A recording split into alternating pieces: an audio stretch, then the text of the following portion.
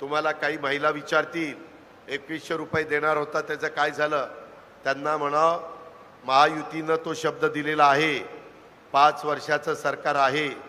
माझी एकंदरीत इन्फ्रास्ट्रक्चरचे पैसे आणि मूलभूत जे काही आपले प्रश्न आहेत ते एकदा रांकेला लागल्यानंतर परिस्थितीनुरूप मी सभागृहात पण सांगितलंय आपण त्यावेळेस ते निर्णय घेऊ। परंतु काही म्हणत होते ती योजना बंद होईल, ती योजना मी बंद करणार नाही। पण महिलांनो, लाडक्या बहिणींनो, ती गरीब महिलांच्या करता आहे।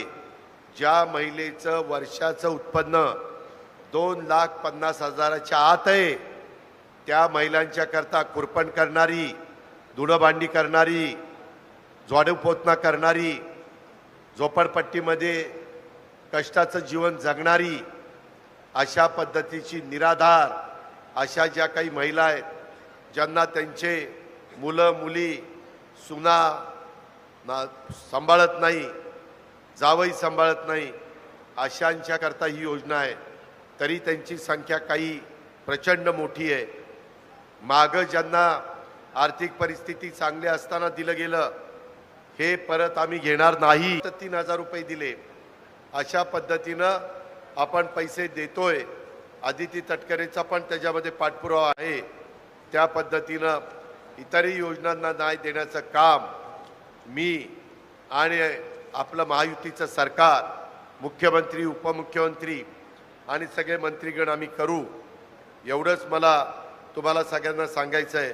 तुमच्या सर्वांचं मी पुन्हा एकदा आज या मीटिंगला आल्याबद्दल चारही जिल्ह्याच्या, शहराच्या आणि ग्रामीणच्या कार्यकर्त्यांचं, पदाधिकाऱ्यांचं मी स्वागत करतो, तुमचं अभिनंदन करतो। समस्त लाडक्या बहिणींसाठी अतिशय मोठी आणि आनंदाची बातमी आहे, कारण लाडकी बहीण योजनेचा आता हप्ता वितरणाचा कार्यक्रम सुरू झालेला आहे आणि बहुतेक लाडक्या बहिणींच्या खात्यावरती पैसे सुद्धा जमा झालेले आहेत। एकंदरीत 10वा आणि 11वा जो हप्ता आहे तो एकत्रित देण्याचे यामध्ये निर्गमित केलेले आहेत आणि त्यानुसारच तुमच्या खात्यावरती 10वा आणि 11वा हप्ता असे एकंदरीत 3,000 रुपयाची रक्कम लाडक्या बहिणींच्या खात्यामध्ये पाठवण्यात येत आहेत आणि बहुतेक जिल्ह्यांमध्ये याचे वाटप देखील सुरू झालेले आहेत। जिल्हावाईज तुमच्या खात्यावरती पैसे यायला सुरुवात झालेली आहे।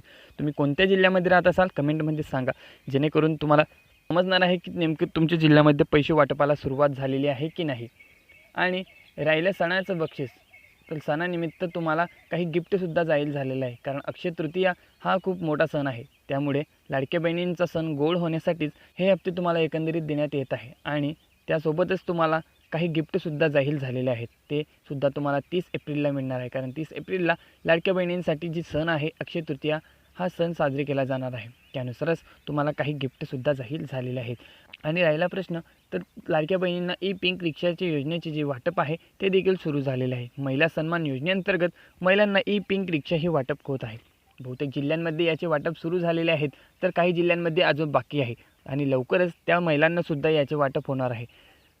यासाठी ऑफलाईन फॉर्म भरले गेले होते आणि त्या महिलांची ट्रेनिंगसुद्धा झालेली होती, तर त्यांना आता रिक्षा वाटप होत आहे।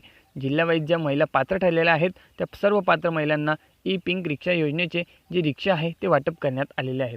आणि सोबतच तुम्ही जर दुसऱ्या योजनांमध्ये लाभ घेत असाल तर तुम्हाला आता या योजनेमध्ये काही काटकोसरपणा करण्यात येणार आहे।